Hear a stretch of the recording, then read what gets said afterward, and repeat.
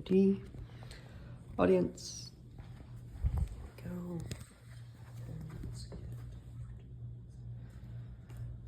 All right, so in recent years, it may seem like all the current forms of travel have either become overly expensive or extremely uncomfortable. And you might say, well, this is due to things like rising energy costs and companies having to add more passengers to their vehicles of travel in order to just keep profit margins at levels.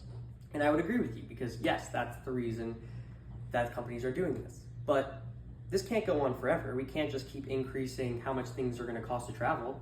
At some point, we have to have innovation. And you might ask, well, where can we innovate? What's the solution to these issues? I want to start out by saying that this speech is adapted from a research paper I co-authored about why companies like Amtrak should look into investing into high-speed rail and adding that to their network of railways. The main point of this argument I want to use is how high-speed rail can improve the traveler comfort and experience, how high-speed rail currently is more energy efficient than other forms of travel, and how it can continue to be more environmentally sustainable, and finally, how high-speed rail can specifically compete with airplanes over shorter to medium domestic distances.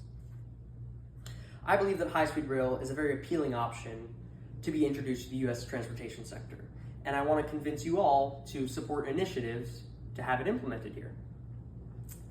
So beginning with how high-speed rail can improve the traveler experience, high-speed rail can offer larger cabin spaces and more amenities, and this is according to a study done by Lin Yang, who wrote an article performing a comfort analysis on high-speed rail in Asia, where he compared passengers' experiences traveling through trains around the continent.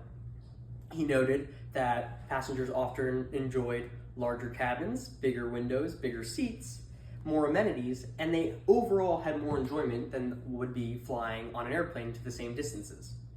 I mean, this makes sense. Just think about it. Would you rather sit on the economy seating of a small airplane with one aisle, not being able to get up and move your elbows around, or on a train where you usually have more leg room, bigger seats, you can get up and move around the cabin if you need to and stretch your legs?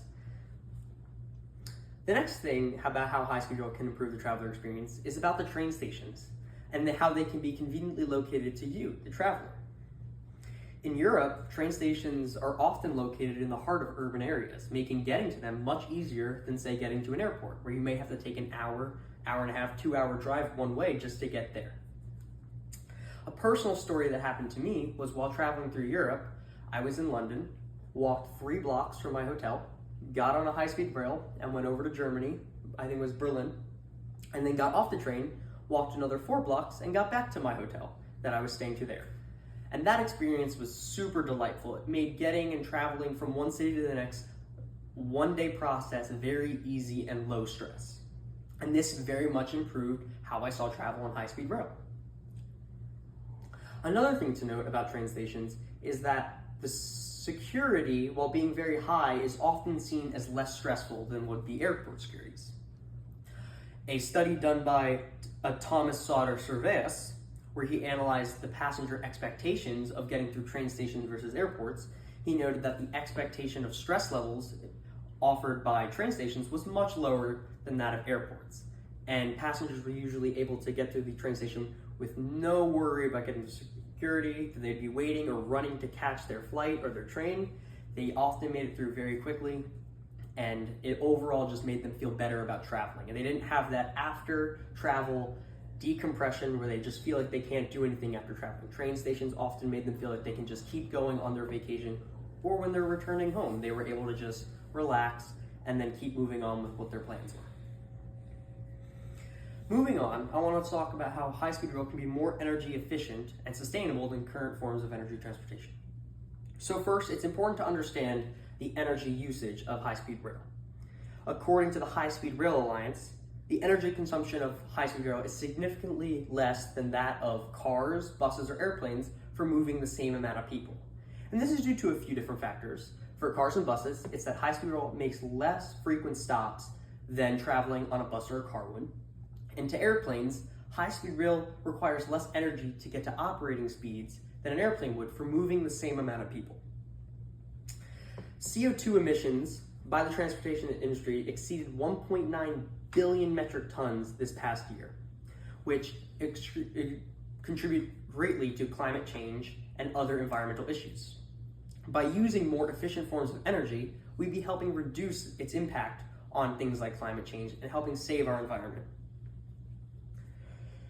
Another thing to note is that high-speed rail is electric and can continue to use environmentally friendly forms of energy in the future. According to the University Corporation for Atmospheric Research, high-speed rail currently runs off electricity that is generated by fossil fuels, but that is due to a general reliance of fossil fuels for power here in the US. Being that high-speed rail are highly efficient energy users, and by being part of the energy grid, with any advancements in the energy sector, these environmental impacts will trickle down to high-speed rails and they will help contribute to that fact. No more burning extra fossil fuels just to get to the airport or flying in an airplane. With nuclear and geothermal advancements on the energy sector, high-speed rail will be able to benefit from those environmental impacts and use that electricity that is carbon neutral. Finally, I want to speak on how high-speed rail can specifically compete with airplane travel times on shorter distances. So with distances of about 300 to 500 miles, high-speed rail can be comparable to airplane total travel times. And what this means is point-to-point travel time, when you leave your initial destination and when you arrive at your final destination. According to that same survey by Thomas Sauter Surveyas, where he compared passengers' experience in airports versus train stations, he noted that passengers would do good and should compare the average times they wait at these loading stations. He noted that passengers spend an average of 157 minutes at airports, compared to a staggering 37 minutes at train stations. That's a 2-hour difference in time savings. While high-speed rail may not be as fast-moving as airplanes, still moving at well over 100 miles an hour.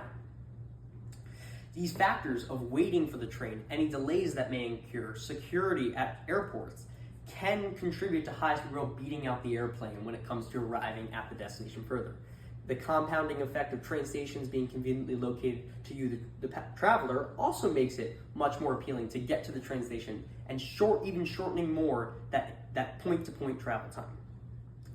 This would be most effective in shorter domestic differences like New York to Boston or New York to Washington, D.C., where it may be an hour to an hour and a half flight, and while a train ride might be more time-consuming, the actual process as a whole will be shortened due to the less waiting times and the less delays and the travel times to the loading and deloading stations.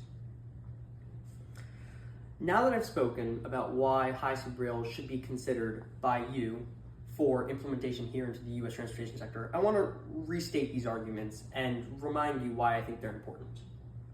First, I described how high-speed rail can improve the traveler experience and comfort, and that's important because a big factor of traveling here in the U.S.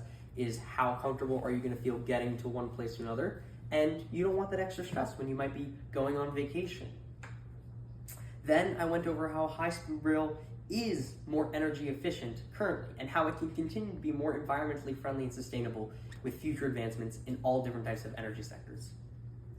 And finally, I talked specifically about how high-speed rail can compete with airplane travel times because this is a lot of worry for some people about who want to get to their destination much faster and that they may actually consider saving time by using high-speed rail. Really, through the speech, I do want you to see why you should invest and look into high-speed rail opportunities here in the US and why, if it is ever implemented, you should flock towards using it so it does become overall more normalized and it may even become more cost-effective for those companies.